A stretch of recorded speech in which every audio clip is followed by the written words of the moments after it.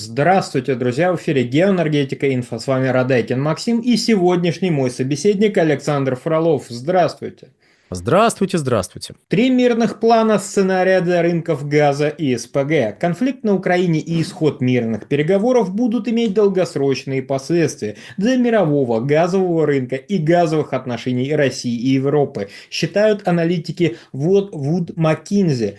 Александр, пожалуйста, прокомментируйте, что за три мирных плана. Первый сценарий предполагает, что быстрого мира не будет. Если что, если кто-то хочет подробнее ознакомиться, вот мы на инфотеке это все дело расписали, можно зайти почитать.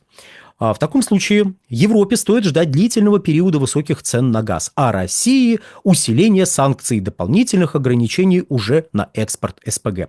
В частности, считают аналитики Woodmac, ЕС может пойти на запрет импорта СПГ с проекта Ямал-СПГ и через трубопровод «Турецкий поток». Это будут хорошие новости для новых СПГ-проектов, но головная боль для европейских потребителей. Давайте сразу вот прочитал, прокомментирую.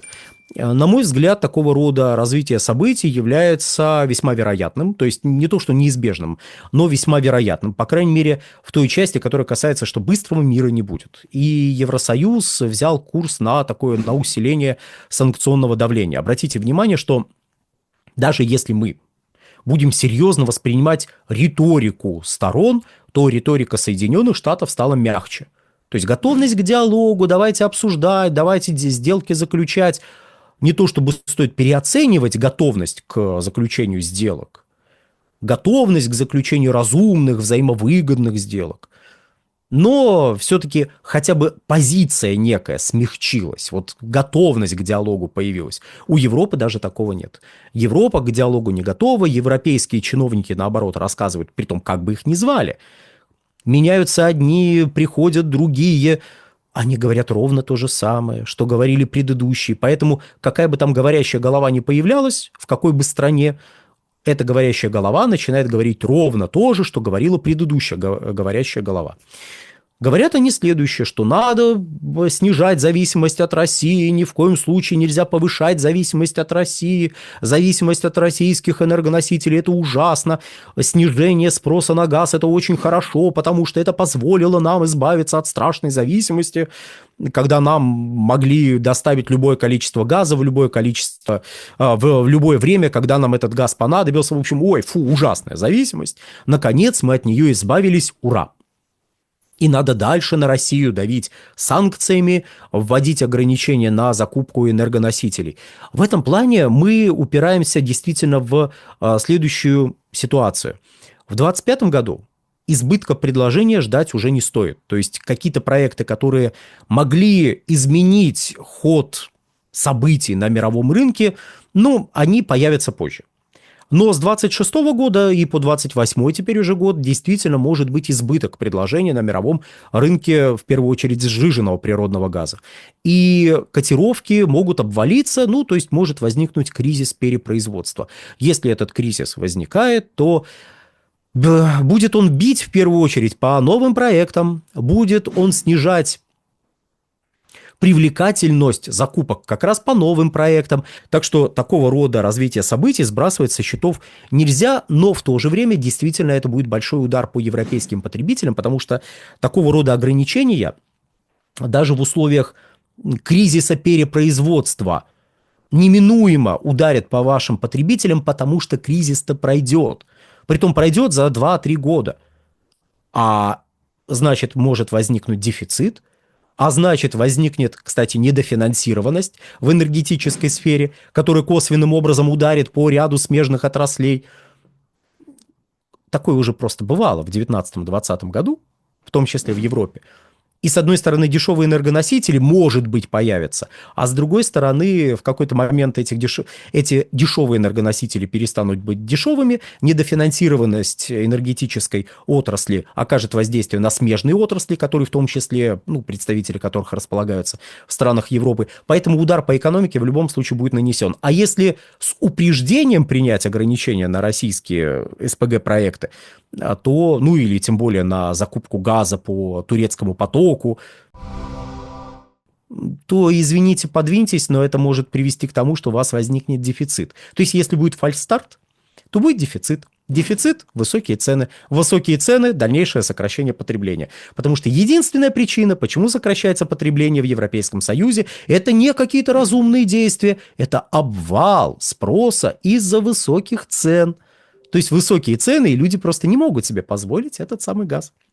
Во втором сценарии, перейдем к нему, рассматривается вариант принудительного мира. Вуд Маккензи считает этот сценарий, в котором мирное соглашение будет фактически навязано Украине Соединенными Штатами и Россией, наиболее вероятным. Оно расширит раскол между США и Европой, но допустит ограниченный возврат российского трубопроводного газа и СПГ на рынок ЕС. Тут стоит оговориться, что российский СПГ и так довольно широко представлен на европейском рынке, и фактически в прошлом году мы вернулись к докризисным показателям, при том, что сильно ниже докризисных показателей мы поставки не снижали. То есть наш СПГ вообще практически никак не задел текущий конфликт между Россией и Европейским Союзом, по крайней мере, если мы говорим про объемы поставок. То есть выводим за скобки вопрос санкций, каких-то ограничений, которые ударили по Арктик СПГ-2.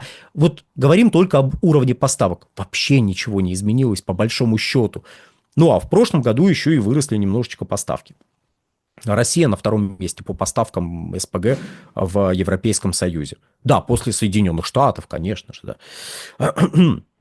Вот. В частности, может быть урегулирован вопрос транзита газа через Украину и Венгрию и Словакию, чтобы удержать эти страны от наложения вето на продление санкций ЕС против России. Ослабление санкций США приведет к росту экспорта российского СПГ. А тут вот какой момент. Действительно был, вот понимаете, в текущих условиях это был бы крайне благоприятный сценарий. Крайне благоприятный сценарий, притом и для российской, и для европейской экономик, и для экономики косвенным образом Китайской Народной Республики, которая делала определенную ставку на развитие отношений с Европой.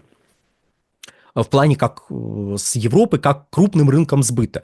Если рынок сбыта испытывает сложности, если покупательная способность снижается, если благосостояние населения снижается, население начинает меньше покупать товаров, меньше товаров начинают экспортировать, меньше товаров начинают импортировать европейцы, и, соответственно, меньше товаров туда экспортирует Китай.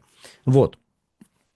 Вот такая вот ситуация. С другой стороны, возникает запрос на более дешевые товары, например, на более дешевые автомобили, и тут мы можем наблюдать какой-то рост поставок транспорта из Китая. Если мы вернемся к вот этому принудительному миру, вообще очень странная история, принудительный мир. Это вот наиболее благоприятное развитие событий, потому что восстанавливаются энергетические потоки в Европу. Европа получает основу для восстановления спроса на газ. Притом восстановление спроса не упирается в ограниченность предложения и, соответственно, не вызывает роста цен, что сейчас происходит. То есть пытаются восстановить потребление, хопа, бац, уперлись в потолок. Приходится сталкиваться с ростом цен и дальнейшим сокращением спроса. Вот такие вот качели, знаете, рыночные получаются. То есть для Европы это выгодно. Котировки снизились, вы увеличили спрос, увеличили закупки из России. Это позволяет вам перейти к восстановлению экономики в целом, потому что поставки энергоносителей являются краеугольным камнем, который является и маркером, и основой восстановления экономики. Кто считает, что все с экономикой Европы здорово, добро пожаловать на сайт Евростата. Если мы, опять же, возвращаемся к вот этим условиям, да, это было бы благоприятно, восстановление... Еще раз, я понимаю морально-этическую сторону, но мы же говорим про мир, мы же говорим, что конфликт в Европе в отношении России прекратился, конфликт России-Украина прекратился. Все, вот мирное сосуществование, возвращаемся фактически к тому уровню взаимодействия, который был раньше. Да, это было бы выгодно. И третий сценарий предполагает стабильный мир, в соответствии с которым все стороны подпишут всеобъемлющее и взаимоприемлемое мирное соглашение. Такой сценарий Вуд Маккензи считает наименее вероятным на данном этапе процесса. Если стабильный мир будет, цитата, достигнут, то это откроет двери для существенных объемов российского газа в Европу. Европа готовая принять или не способная противиться. Знаете, вот такой. Просто она не может противиться российскому газу, который идет по трубе в рамках тех заявок, которые отправляют покупатели. поставки газа, они осуществляются в рамках того объема, который запрашивает покупатель, а не просто Россия проталкивает свой газ. Возьми, пожалуйста, возьми. Определенную степень экономического сближения с Россией может увеличить импорт. Ну, в общем, вот Европа начнет сближаться с Россией. Может увеличить импорт по трубопроводам на 50 миллиардов кубов. То есть практически то же самое, что в предыдущем сценарии вот этого мира, когда вот заставили. Но только вот он не очень нравится Вуд Маккензи, понимаете? Вот не очень. Потому что как-то вы заключили всеобъемлющее мирное соглашение, которое всех устраивает. Ой, ужас какой. Вы еще не можете противиться российскому газу. Фу, кошмар. Вот, ну, выглядит, по крайней мере, вот таким вот образом данное измышление. Но по большому счету, к сожалению, на мой взгляд, к сожалению, наиболее вероятным является первый сценарий. Вот. Или точнее даже так. Сочетание первого и второго сценария. То есть ограниченность санкций против российского газа, ну, то есть мы что-то там вводим, но оно не влияет на объемы. Там вводим что-то, типа, ну, как сейчас, вот, отдельные национальные правительства могут вводить запрет на импорт российского газа. Вот, могут, но не обязаны. Но могут, но не обязаны. Европейские страны должны к 2027 году прекратить импорт российских энергоносителей, но не обязаны. Ну, как бы должны, но не обязаны. Вот такого рода, если ограничения продолжат вводить, то, ну, в таком случае постепенное восстановление европейской экономики будет отодвинуто на более отдаленные сроки. А то, что это восстановление будет, ну, оно будет, дорогие друзья, оно будет. То есть, если вам кто-то говорит другое, ну, хорошо, вот у него такое мнение. Вот лично мое мнение, что восстановление будет. Извините, если кого-то расстроил этим. Почему вас это расстраивает? Ну, и будет, скорее всего, будет такое, знаете, мирно-враждебное сосуществование. Ведь мы упираемся в простой факт. Кто бы не возглавлял Евросоюз, кто бы не возглавлял крупнейшие европейские экономики, то есть при всем уважении не Венгрию и Словакию, которые мы там с глубочайшим уважением и все такое прочее, но это, мягко скажем, не лидеры Европейского Союза, ни по экономике, ни, ну, в политическом смысле.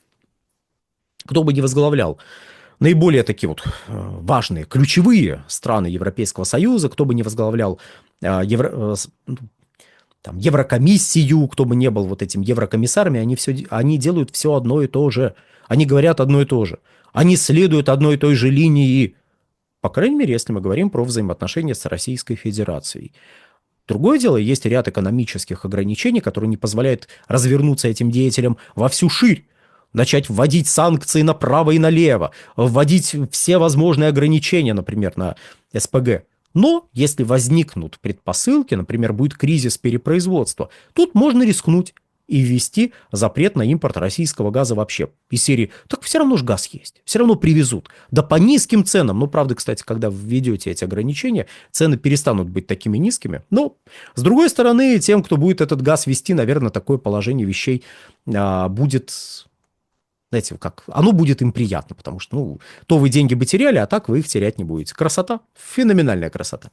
Вот, так что так вот, дорогие друзья. В общем, размышляют уважаемые эксперты. Кстати, еще раз, без шуток, довольно уважаемая аналитическая такая структура, аналитическая компания. Они размышляют уже о том, как вот Европа и Россия будут сосуществовать, как будет развиваться энергетика Европы, какие меры, какие сценарии.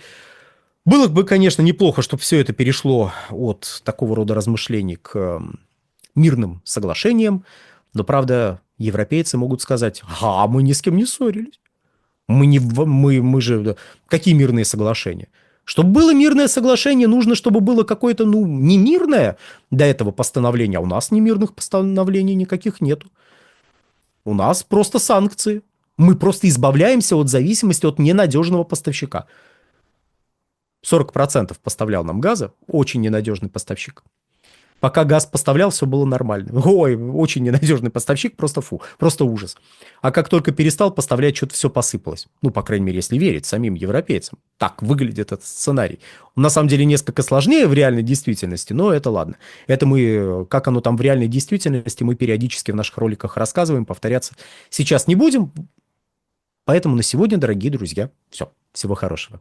Александр, большое спасибо за комментарий. Друзья, подписывайтесь на телеграм-канал Геоэнергетика и Инфо. Подписывайтесь на канал Александра Фролова. Ссылки будут в описании и закрепленном комментарии. Там же будут реквизиты для желающих финансово поддержать наш проект, чтобы мы дальше также бодро вещали на всех площадках без монетизации. Спасибо, до новых встреч. Всего хорошего, ну да, и действительно заходите на нефтегазовую игру, заходите на телеграм-канал Инфотек.